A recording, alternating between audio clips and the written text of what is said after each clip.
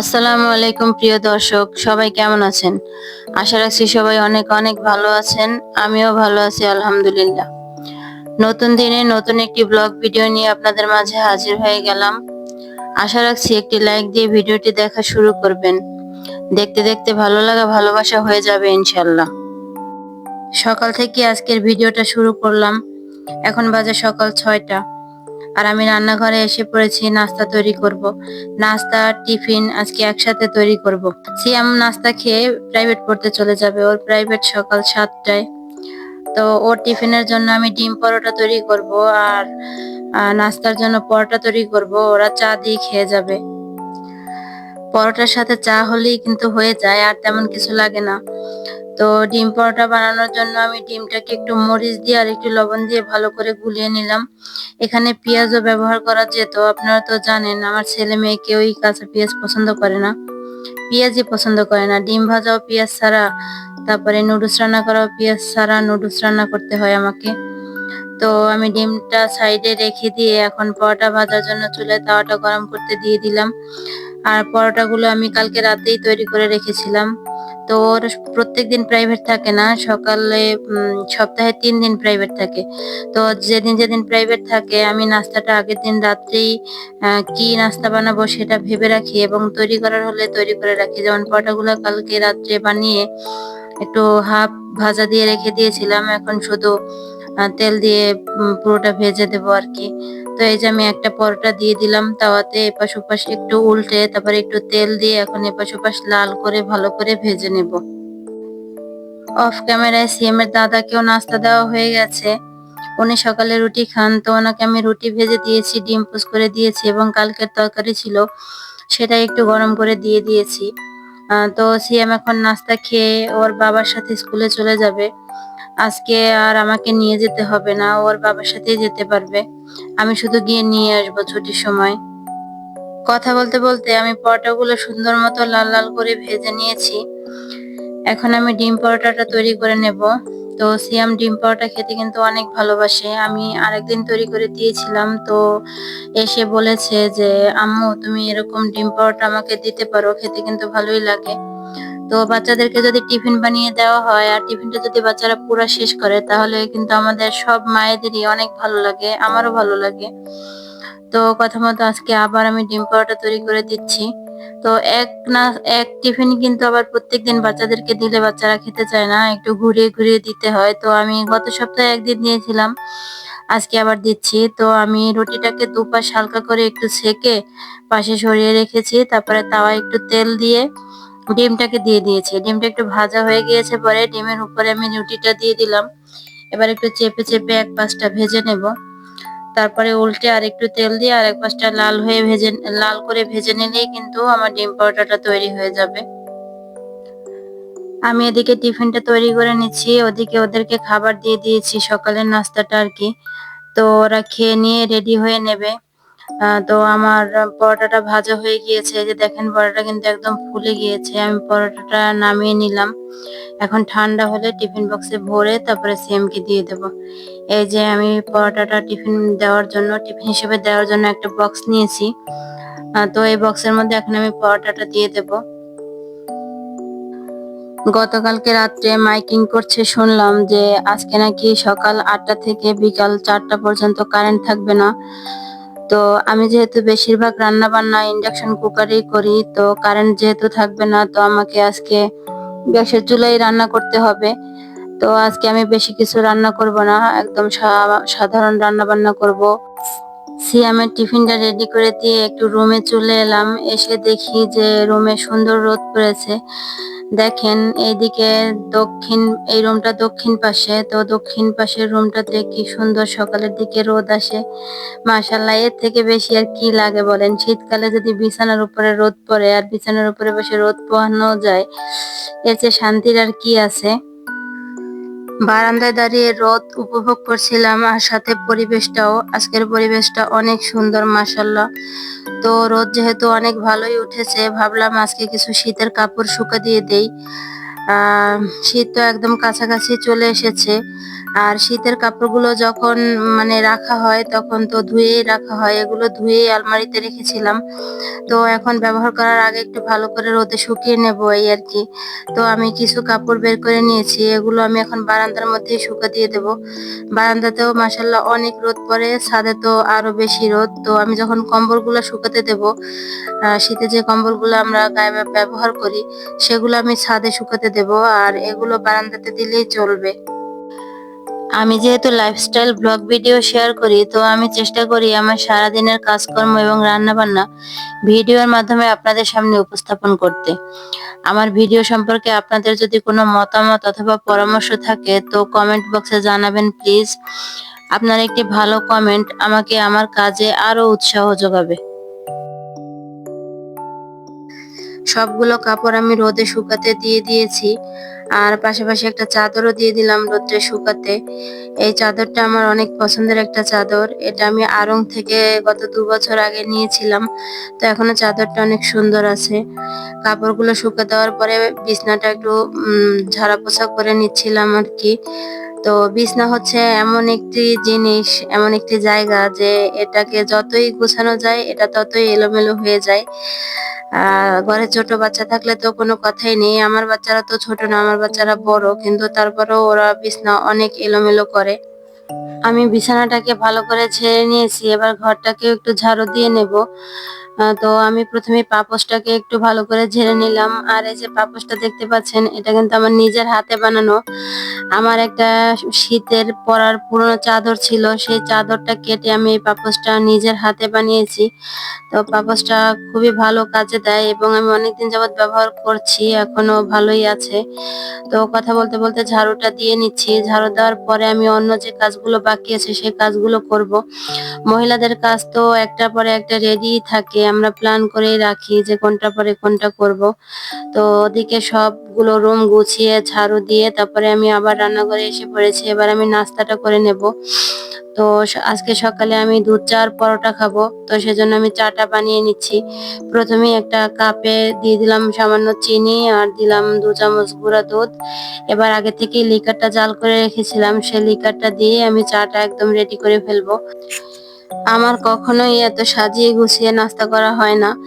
যখন যেটা যে অবস্থায় থাকে তখন সেভাবেই খেয়ে ফেলি। ভাত থাকলে ভাত খাই, রুটি থাকলে রুটি খাই, বেশিরভাগ সকালে ভাতই খাওয়া হয়। তো আজকে বাচ্চাদের জন্য নাস্তা বানালাম দেখে আমি সেখান থেকে একটু ভাগ বসালাম আর কি। তো নাস্তাটাকে নিয়ে আমি টেবিলে চলে আসলাম, এখানে বসেই খাবো। তো এত তো আরাম করে সময় নিয়ে আয়েশ করে খাওয়ার সময় নেই, তাড়াহুড়া করে খেয়ে আমাকে আবার অন্য কাজগুলো শেষ করতে হবে। তো সকাল থেকে শুরু করে দুপুর 2টা 2:30 পর্যন্ত তো একদম সংসারে যুদ্ধ চলে কাজ নিয়ে। এটার পরে ওটা, ওটার পরে সেটা করে ফেলি। তো আগেই বলেছিলাম যে আজকে কারেন্ট থাকবে না, আমাকে সবগুলো রান্না গ্যাসের চুলায় করতে হবে। তো আজকে একদম শর্টকাট রান্না করব। আজকে রান্না করব ডাল চচ্চড়ি আর ইলিশ মাছ দিয়ে আলুর ঝোল। তো প্রথমেই আমি ভাতটা বসিয়ে দিলাম, আর এক পাশে ডাল চচ্চড়ির জন্য মশলাটা কষিয়ে নিচ্ছি। তো তেলের মধ্যে পেঁয়াজ, রসুন বাটা, কাঁচামরিচ দিয়ে মশলাটা ভালো করে তেলে কষিয়ে নেব। তারপরে এর মধ্যে গুঁড়া মশলা দিয়ে দেব, দিয়ে দিলাম হলুদ গুঁড়া, মরিচ গুঁড়া আর জিরার গুঁড়া। সবগুলো মশলা দিয়ে কতক্ষণ ভালোভাবে ভেজে এর মধ্যে একটু পানি দিয়ে দেব। তারপর মশলাটা কতক্ষণ কষিয়ে এর মধ্যে ডালটা দিয়ে দেব। আমি মুসুরির ডাল রান্না করার সময় একটু ভিজিয়ে রেখে তারপরে রান্না করি। মুসুরির ডাল আগে থেকে ভিজিয়ে যদি রান্না করা যায় তাহলে সেদ্ধ হতে সময় কম লাগে। এক্ষেত্রে সময়টাও বেঁচে যায় এবং গ্যাসের একটু সাশ্রয় হয়। আপনারা যারা জানেন তারা তো জানেনই, আর যারা নতুন আছেন তারা এই টিপসটা ফলো করতে পারেন। আমরা যারা সিলিন্ডার গ্যাসে রান্না করি তো কিভাবে একটু গ্যাস সাশ্রয় করা যায় সেটা আমাদেরকে সবসময় মাথায় রাখতে হয়। তো কথা বলতে বলতে আমি ডালটাকে ভালো করে কষিয়ে নিয়েছি, এবার আমি পরিমাণ মতন ঝোলের পানি দিয়ে দেব। ঝোলের পানি দেওয়ার পরে আমি ঢেকে এটাকে রান্না করব কতক্ষণ, তারপরে নামানোর আগে কিছু ধনেপাতা দিয়ে আমি নামিয়ে নেব। তো আমার ফ্রোজেন ধনেপাতা ছিল, আমি সেটাই দিয়ে দিয়েছি। ফ্রেশ ধনেপাতা দিলে ভালো লাগতো বেশি, কিন্তু আমার কাছে ফ্রেশ ধনেপাতা নেই। তো আমার ডালটা রান্না করা হয়ে গেছে, ওদিকে আমার ভাতেও বলক এসে গেছে, আমি ভাতটা একটু নাড়া দিয়ে দিলাম। তো ডালটা ধনেপাতা দেওয়ার পরে কিছুক্ষণ জাল দিয়ে এবার আমি ডালটাকে ঢেলে নেব। আমি কিন্তু ডাল বেশি পাতলা করে রান্না করিনি, আবার বেশি ঘন করেও রান্না করিনি। আমার কাছে এভাবেই এই ডালের চচ্চড়িটা খেতে ভালো লাগে। তো যখনই ডালটা ঢালছিলাম তখনই শুনলাম কলিং বেলের শব্দ। তো নিচে গিয়ে দেখলাম যে আমার বাসায় মেহমান এসেছে। তো মেহমানকে বাসায় নিয়ে এসে মেহমানকে বসালাম। বসিয়ে রেখে তাদের কাছ থেকে অনুমতি নিয়ে আমি আবার রান্নায় চলে আসলাম। যেহেতু আমার শ্বশুর আব্বা দুপুরে টাইম মতন খাওয়া দাওয়া করেন, তো ওনাকে টাইম মতন তো আমাকে খাবারটা দিতে হবে, সেজন্য আমাকে রান্নাটা টাইম মতন করতেই হবে। তো মাছটাকে আমি আগেই আঁচটা সারিয়ে রেখেছিলাম, তো এখন আবার একটু দেখে নিচ্ছিলাম যে দু একটা আঁশ আছে কিনা। তো সব মাছটা পরিষ্কার করার পরে মাছটাকে আমি এখন কেটে নেব। মাছটা কিন্তু ছোটই, মাছটা এত বেশি বড় না। মাথা লেজ বাদ দিয়ে মাঝখানে মনে হয় 5 পিস মাছ হয়েছিল, কিন্তু এই মাছটার পেট ভর্তি ডিম। তো আমি ডিমটা সহই মাছটাকে কেটে নিলাম। ভিডিওর এই পর্যায়ে আমার দর্শকদের কাছে আমার একটা অনুরোধ, ভিডিওতে দেখানো কোনো অংশ যদি আপনাদের ভালো লেগে যায় তাহলে আমার ভিডিওতে একটা লাইক দিয়ে দিবেন প্লিজ। আর যারা ধৈর্য ধরে এখন পর্যন্ত আমার ভিডিওর সাথে আছেন তাদেরকে জানাই অনেক অনেক দোয়া ও ভালোবাসা। আপনারা যারা এ ধরনের লাইফস্টাইল ভিডিওগুলো দেখতে পছন্দ করেন এবং আমার চ্যানেলটি আজকে নতুন ভিজিট করছেন, তারা চাইলে আমার চ্যানেলটি সাবস্ক্রাইব করে আমার পাশে থেকে যেতে পারেন।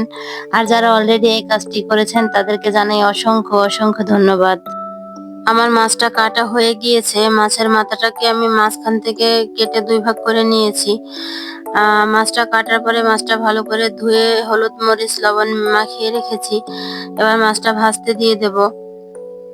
তো আরেক পাশে চুলায় মেহমানদের জন্য চা বসিয়ে দিচ্ছি, মানে 2 হাত দিয়ে 2 পাশে কাজ করছি আর কি। মেহমানদের জন্য ঘরে যা ছিল তাই দিয়েই নাস্তার ব্যবস্থা করেছি। তাড়াহুড়ার মধ্যে একটু দুধ চা বানালাম, তো বেশি ঝামেলা করতে যাইনি, সহজভাবেই বানিয়ে নিয়েছি। মগের মধ্যে দুধ আর চিনি দিয়ে মিশিয়ে তার মধ্যে আগে থেকে জাল দিয়ে রাখা লিকারটা দিয়ে একটু নাড়িয়ে চাড়িয়েই চাটা মেহমানদেরকে দিয়ে আমিও খেয়ে নিলাম। সকাল থেকে এই পর্যন্ত 2বার চা খাওয়া হলো। চা খাওয়া আমার একটা নেশা, খুব বাজে নেশা, না খেয়ে পারি না, দেখলে খেতেই হয়। তো আমি মাছের তরকারিটা বসিয়ে দিচ্ছি। তো তেলের মধ্যে পেঁয়াজটা ভালো মতন ভেজে তার মধ্যে হলুদের গুঁড়া মরিচের গুঁড়া দিয়ে একটু পানি দিয়ে দিলাম, আর এর মধ্যে আলুটাও দিয়ে দিলাম। মশলাটা আজকে আর কষাবো না, হাতে সময় নেই। আলুর সাথেই মশলাটাকে একবারে কষাবো। আর হাতে সময় থাকলে তো মশলাটাকে ভালো করে আগে কষাতাম, তারপরে আলুটা দিয়ে কষাতাম। তো ঢেকে কিছুক্ষণ কষিয়ে নেব। এই যে আমার আলুর সাথে মশলাটাকে ভালো করে কষিয়ে নেওয়া হয়ে গেছে। এবার আমি একটু নাড়াচাড়া করে পরিমাণ মতন ঝোলের পানি দিয়ে দেব। ঝোলের পানিটা আমি একটু গরম করে নিয়েছি, পাশের চুলাটা খালি ছিল, তো একটু পানি বসিয়ে দিলাম। আর ওই পাতিলটার মধ্যেই আমি দুধ জাল করতে দিয়ে দেবো একসাথে, তাহলে আমার তরকারি রান্না করাটাও হয়ে যাবে আর দুধটাও জাল দেওয়া হয়ে যাবে। তো এদিকে আমি আলুর মধ্যে যে ঝোলটা দিয়ে দিয়েছি, এই ঝোলের মধ্যে আমি ভেজে রাখা মাছগুলোও দিয়ে দেব, দিয়ে ঢেকে তারপরে রান্না করব। চুলায় তরকারি বসিয়ে দিয়ে তারপরে অনেকক্ষণ আমরা গল্প গুজব করলাম। ওরা এখন চলে গেছে, তারপরে আমি আবার রান্নাঘরে এসে পড়েছি।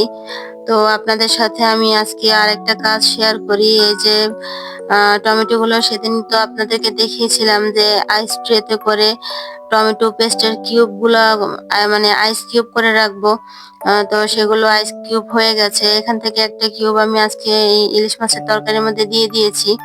তো এখন আমি এগুলোকে একটা বাটিতে করে ডিপ ফ্রিজে সংরক্ষণ করব, আর প্রয়োজন মতো বের করে ব্যবহার করব। তো রান্নার মাঝ ফাঁকে ফাঁকে তো সবাই থালা বাসন যা ময়লা হয় আর কি ধুয়ে ফেলি আমরা সব গৃহিণীরাই, কিন্তু আজকে আমি রান্নার ফাঁকে কোনো থালা বাসন ধুতে পারিনি। দেখেন আমার কত থালা বাটি জমে গিয়েছে আর আমার রান্নাঘরের কি অবস্থা। তো এখন আমি আস্তে আস্তে এই থালাবাটি গুলো সব ধুয়ে নেব। থালাবাটি ধোয়া হচ্ছে এমন একটা কাজ যা মহিলাদের পিছুই ছাড়তে চায় না।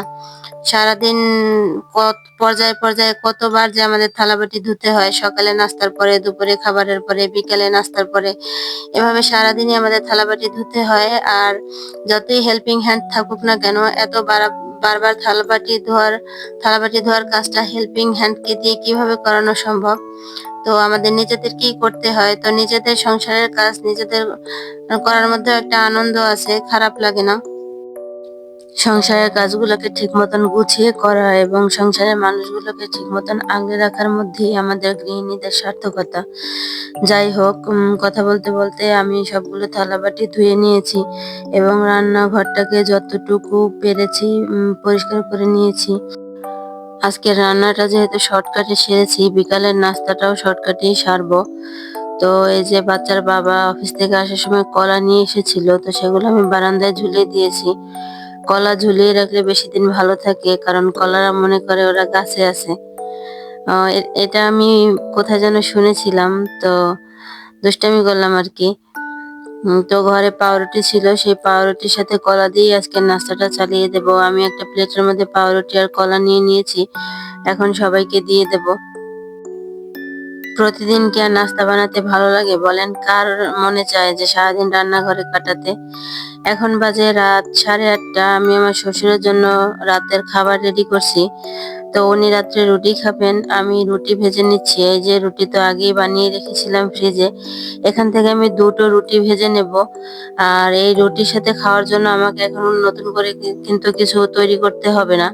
আমি দুপুরে যে তরকারিটা রান্না করেছিলাম সেই তরকারি দিয়েই উনি রুটিটা খেয়ে নেবেন। তো আমি 2টা রুটি ভেজে নিলাম, এখন রুটিগুলোকে খাবার টেবিলে নিয়ে যাব। তো আব্বা আগে থেকেই ইনসুলিন বের করে রেখেছেন, এখন আমি ওনাকে টেবিলে খাওয়ার জন্য সবকিছু গুছিয়ে দেব অফ ক্যামেরায়। তো বাচ্চাদের বাবা অফিস থেকে আসার সময় কিছু সবজি নিয়ে এসেছিলেন, সেখান থেকে আমি পালং শাক আর ধনেপাতাটা বেছে নিয়েছি অফ ক্যামেরায়। আরো কচুরলতি আনা হয়েছে, সিম আনা হয়েছে, ফুলকপি, মিষ্টি কুমড়াও এনেছেন। তো এগুলোর প্যাকেট আমি এখন আর খুলবো না, এগুলো আমি এভাবে ফ্রিজে রেখে দেব। আজকের ভিডিও এই পর্যন্তই। সবাই ভালো থাকবেন। আল্লাহ হাফেজ।